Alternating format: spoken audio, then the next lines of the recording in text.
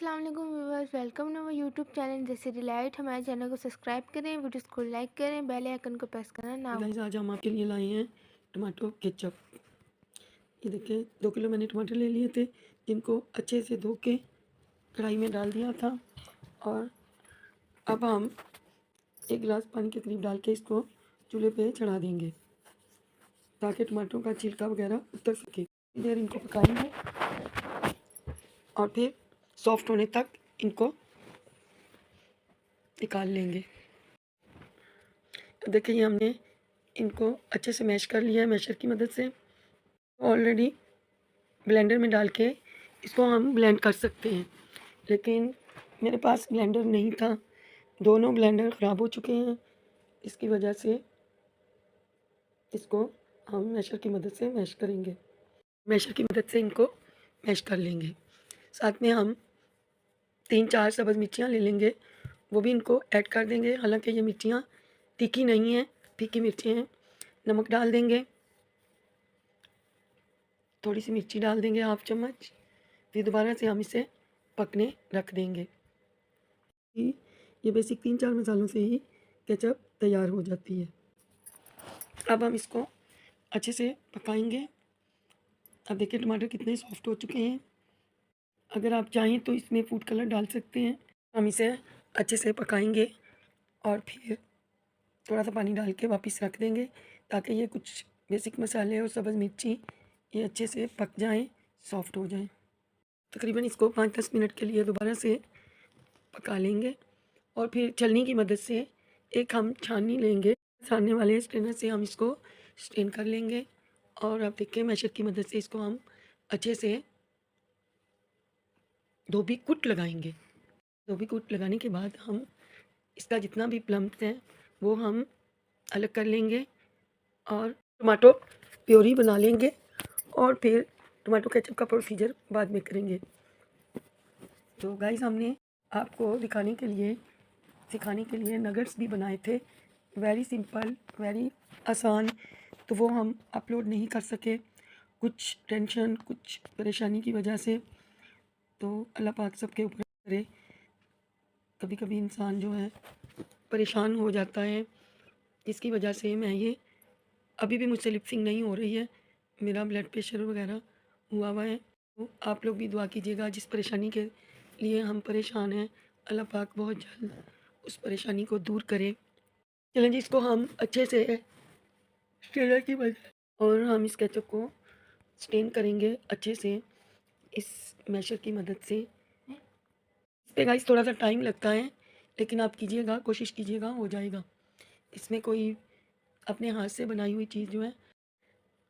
और अब हम इसे और अब हम इसको हाथ की मदद से स्टेन करेंगे, क्योंकि मैशर से नहीं हो रहा था तो जल्दी थी, काफ़ी टाइम ओवर हो गया था।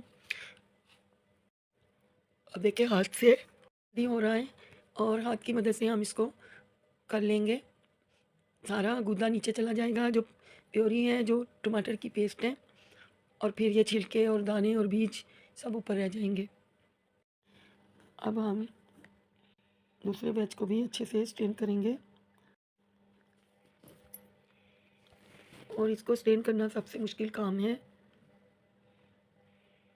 छलनी को हम अच्छे से झाड़ लेंगे ताकि उसका तमाम पल्प जो है वो निकल आए। और अब नेक्स्ट इसमें डाल देंगे।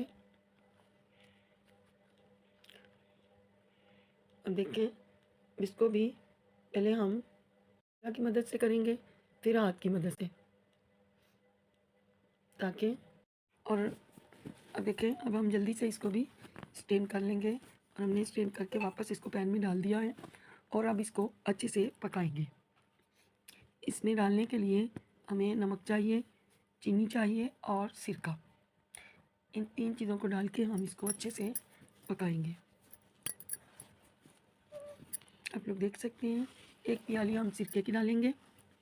इसमें ये छोटी कटोरी जो है 1 चीनी की डालेंगे और 1/2 चम्मच के करीब नमक डालेंगे।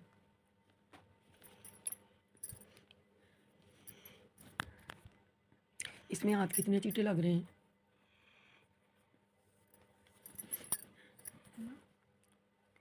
अब हम इसको चम्मच चला के पकाते जाएंगे जब तक कि ये बिल्कुल केचप की शक्ल में ना आ जाए। होममेड केचप जम से पाक हर किस्म की सफाई के साथ। बाहर की केचप आपको क्या पता कौन कौन से में केमिकल डाले हुए हैं। इसमें किसी केमिकल की भी ज़रूरत नहीं, आप लोग इसे बना के फ्रिज में रख सकते हैं।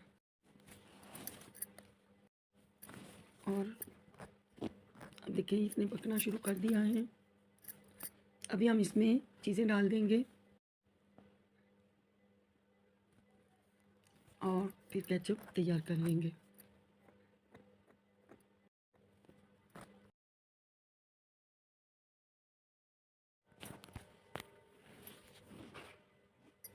अब हम चम्मच से चला के फिर इसमें मसाले डाल देंगे, सिरका डाल देंगे।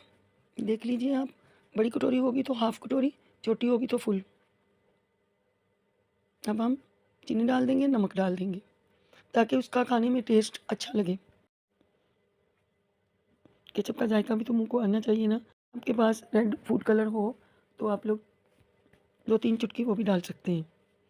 मेरे पास नहीं था तो मैंने नहीं डाला, मेरे वैसे ही टमाटर रेड थे, लेकिन खूबसूरती के लिए आप लोग डाल सकते हैं।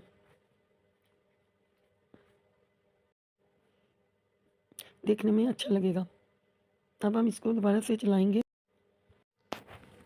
आप लोग देख सकते हैं अब इसको हमने जार में डाल दिया और अब देखिए कितना खूबसूरत कलर आया है इसका। आप लोग देख सकते हैं केचप को, माशाल्लाह बहुत अच्छी दिखने में लग रही है। ये खाने में भी बहुत अच्छी थी। और आप फिर बताइएगा, मिलते हैं अगले व्लॉग में। अल्लाह हाफ़िज़।